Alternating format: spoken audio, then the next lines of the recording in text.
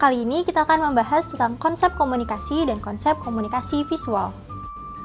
Yuk, kita mulai dari apa sih konsep komunikasi itu? Komunikasi didefinisikan sebagai proses interaksi antara manusia dengan manusia lainnya, baik secara individu atau kelompok, dan interaksi antara manusia dengan lingkungannya. Komunikasi bukan hanya dalam penyampaian informasi, tapi juga sebagai bentuk ajakan.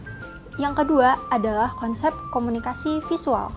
Komunikasi visual dapat diartikan sebagai proses pertukaran pesan visual antara komunikator dengan komunikan dengan menghasilkan umpan balik tertentu. Komunikasi visual meliputi mekanisme indera penglihatan yang menangkap kesan dari objek visual.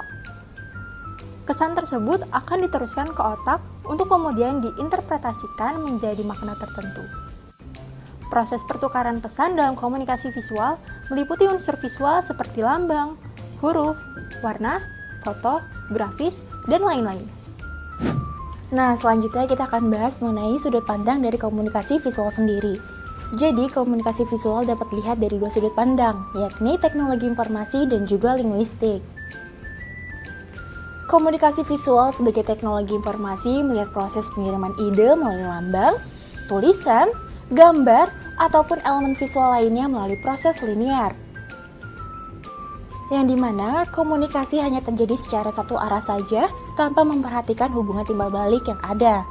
Lalu jika dari proses pandang linguistik, proses produksi dan interpretasi makna melalui bahasa. Nah, selanjutnya apa sih estetika komunikasi visual itu sendiri? Estetika atau keindahan sangat penting untuk kesamaan makna yang akan diterima antara komunikator dan komunikan untuk menginterpretasikan makna dari produk visual tersebut. Nah, selanjutnya kita akan bahas mengenai media komunikasi visual itu sendiri. Jadi, jenis media komunikasi yang digunakan oleh manusia dibagi menjadi 5, yakni media komunikasi tekstual, media komunikasi audio, media komunikasi visual, media komunikasi audiovisual, dan konvergensi media tekstual, audio, dan visual. Nah, selanjutnya kita bahas proses komunikasi visual melalui media visual. Proses komunikasi visual melalui media visual tidak bersifat linear. Hanya saja, umpan baliknya dapat bersifat langsung dan tidak langsung. Apa aja sih jenis media komunikasi visual? Media komunikasi visual terdiri dari media cetak seperti koran dan majalah, media audiovisual seperti TV, film, dan video pembelajaran, media luarangan seperti baliho, spanduk, dan billboard, serta new media yang menggunakan platform digital yaitu internet.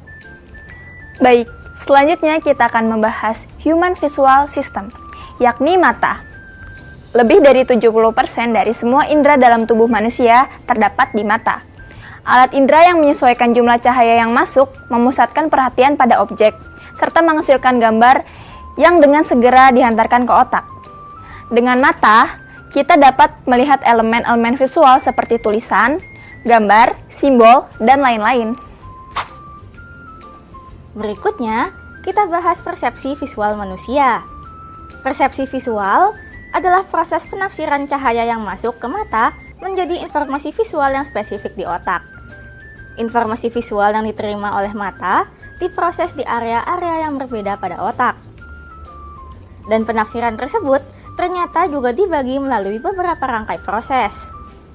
Yang pertama ada proses visual. Proses visual adalah proses interpretasi cahaya yang masuk ke mata dan ditangkap oleh retina sampai menjadi informasi visual yang spesifik di otak. Pembentukannya berupa bayangan di retina dengan kemampuan refraksi mata.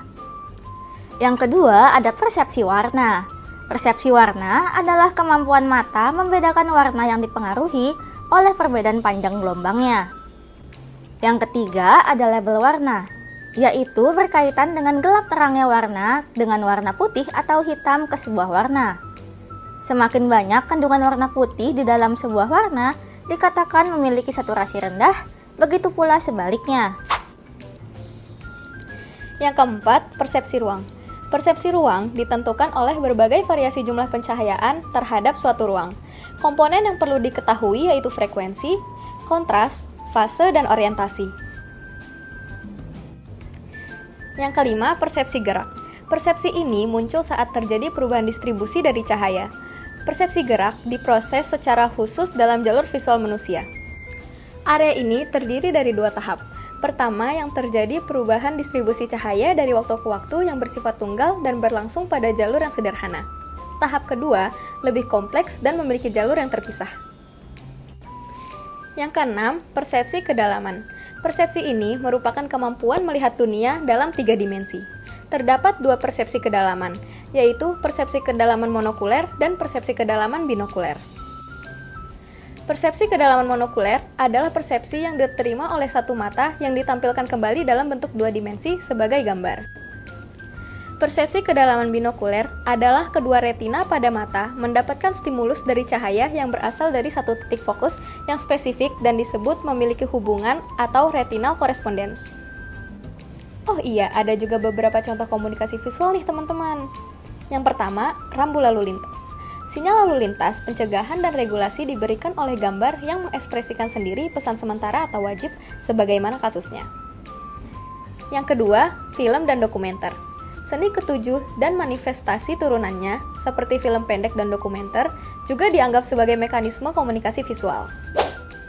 Nah teman-teman, jadi kesimpulannya, konsep komunikasi visual ini memadukan unsur-unsur desain grafis seperti kreativitas, estetika, efisiensi, komunikatif, dan lainnya untuk menciptakan suatu media yang dapat menarik perhatian banyak. Juga menciptakan media komunikasi yang efektif agar diapresiasi oleh komunikan atau para audiens. Komunikasi visual ini biasa dilakukan melalui gambar, iklan pamflet, atau video tanpa suara, dan bahkan video pembelajaran ini termasuk ke dalam komunikasi visual loh. Oke, itu dia penjelasan mengenai konsep visual dari kelompok kami. Kami harap dengan adanya video pembelajaran ini, kalian dapat memahami konsep dari komunikasi visual itu sendiri. Sekian dari kami mengucapkan terima kasih dan sampai jumpa di video selanjutnya.